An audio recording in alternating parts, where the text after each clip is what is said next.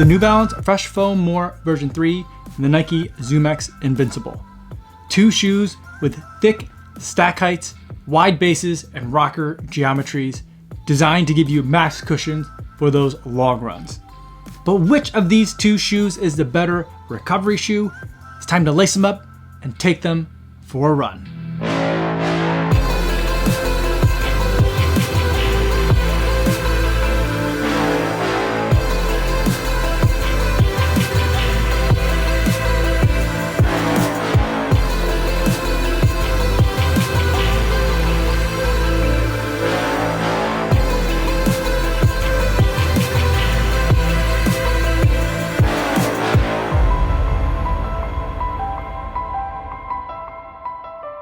.61 miles, 9 minutes, 17 seconds per mile, 133 beats per minute today, going for a nice and easy run in the Nike Zoom X Invincible, and going for a similar run on the exact same route the day before with the New Balance Fresh Foam More version 3.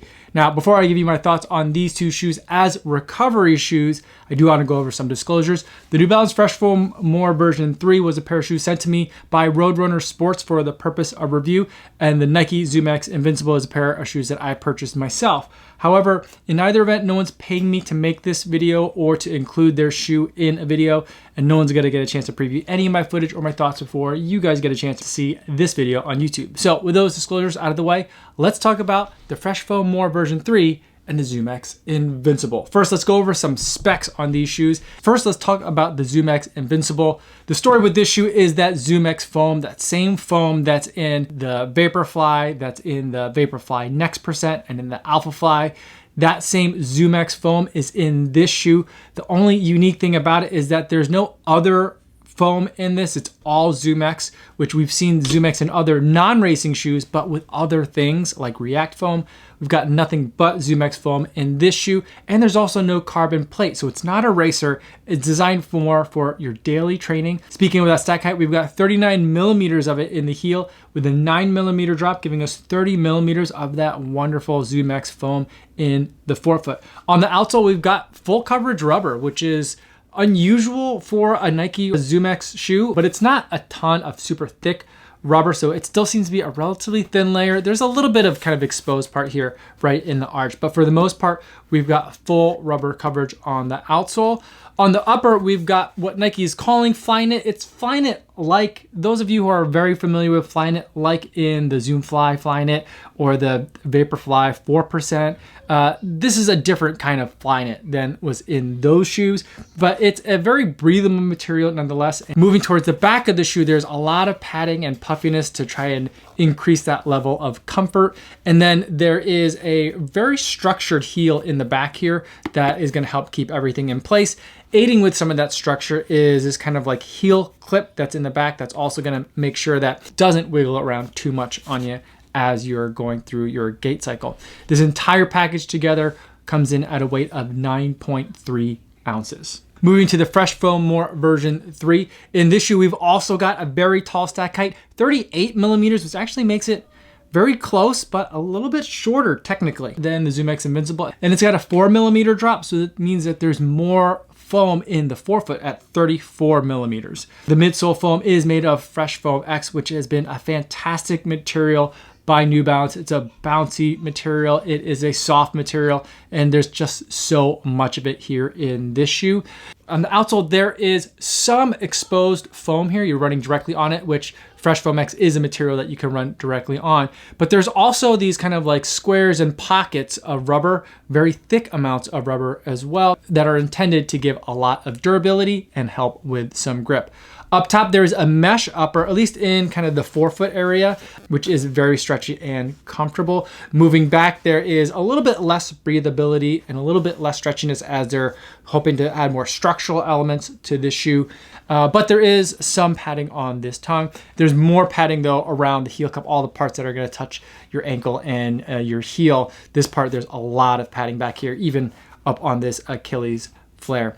In the back, in terms of the structure on the heel cup, there's this extra kind of like fabric layer that's on top, but the actual heel cup itself is relatively flexible. I think a lot of the stability or the kind of like the structure in the heel is coming from kind of the sidewalls as the foam comes up a little bit taller. That's what gives it a lot of that appearance of having much more foam. But I think that they're also using it somewhat structurally so that when your heel is sitting inside of the shoe, it's not going to be moving around all that much because it's kind of got some sidewalls here to keep it from wiggling around too much. This shoe is a little bit heavier in total compared to the Zoom X Invincible, where this shoe is coming in at 10.8 ounces for my US men's size 9. So with all those specs out of the way, let's talk about what it was like to run in each of these two shoes. Let's talk about the midsoles first. Running in the Zoom X Invincible is a very unique experience just because there's so much of that Zoom X midsole foam in here. And I would think that with this much foam and this much Zoom X in it, that it would be a max cushion shoe that would still be really fast, but that's not exactly what I'm getting from the shoe, even though it's Zoom X foam, a foam that I normally associate with speed. Instead, what I'm getting is a very bouncy material. It's just extremely lightweight and it just bounces like crazy. So when you're running in it, it's kind of an unusual sensation because it's almost like it's making your foot spend less time on the ground because as it hits, it kind of wants to just hop right back up. It's a little bit of a sensation that it takes a minute to get used to, but once you do, what you find is that you're getting a lot of cushion, but also a lot of bounce back, so your legs are still turning over fairly quickly, which is always something that I'm looking for when I look at a shoe that has a lot of stack height.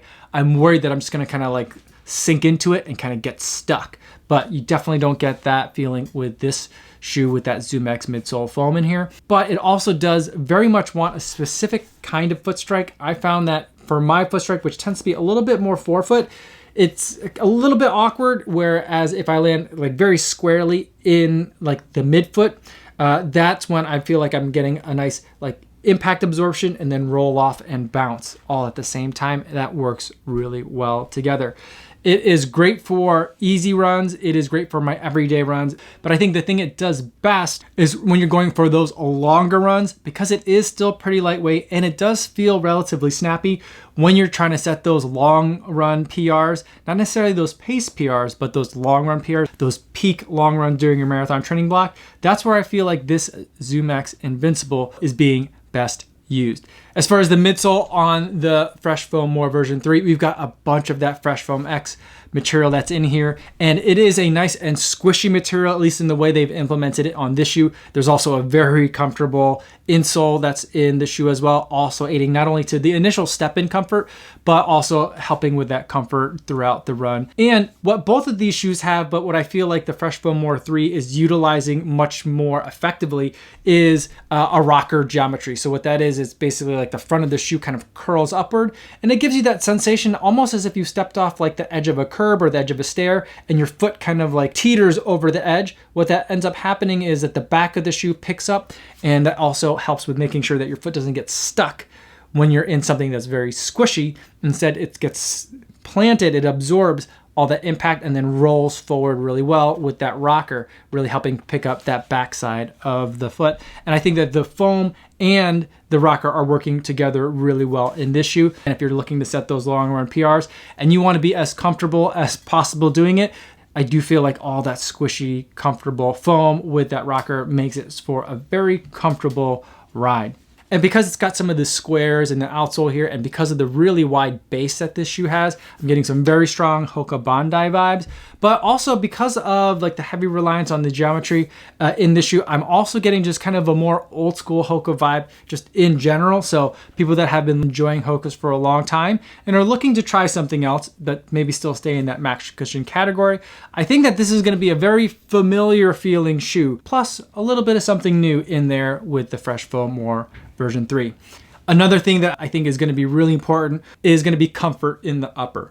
First, let's talk about what's going on with the Zoom X Invincible. So for me, the upper on the Zoom X Invincible is a lot of missed opportunities here. It is more breathable than the More version 3, but it doesn't really give a lot. There's a lot of padding that I don't really think is working as well as it could be. And it's still a pretty snug fit of a shoe. And so it's very familiar. It's very consistent with a lot of Nike running shoes, But also when I'm looking for a recovery shoe specifically, I'm looking for a little bit more room in the toe box. In contrast, the upper on the Fresh Foam More version 3, I think is absolutely fantastic. It's very stretchy, it's very comfortable. I don't feel like my toes get bunched in here at all. I ran in these the day after a track session, and those are the kind of days where I feel like my toes get crunched the most. But wearing the Fresh Foam More version 3 for that first recovery run was really nice and easy on the toes. I mean, my feet and my body was still a little bit beat up from the workout, so certainly feeling a little bit of kind of like normal and expected aches and pains, the kinds of things that you would normally expect on a recovery run. But as far as like accommodating all those things, all those like little mini issues, the Fresh Foam More version 3, I think, does a really good job of it as far as the upper goes. But I will say though that it's not a very breathable upper, so if you're gonna get the shoe wet, or if we're talking about like middle of summer running, some of that moisture is definitely gonna stay in there a little bit longer than I would like. And as far as airflow, you're not getting as much airflow as you would get through the knit material that's in the Zoom X Invincible. So it's not a perfect upper, but it's a really, really good upper. And for a recovery run, it's really plush without being too puffy. So I think it strikes a really good balance.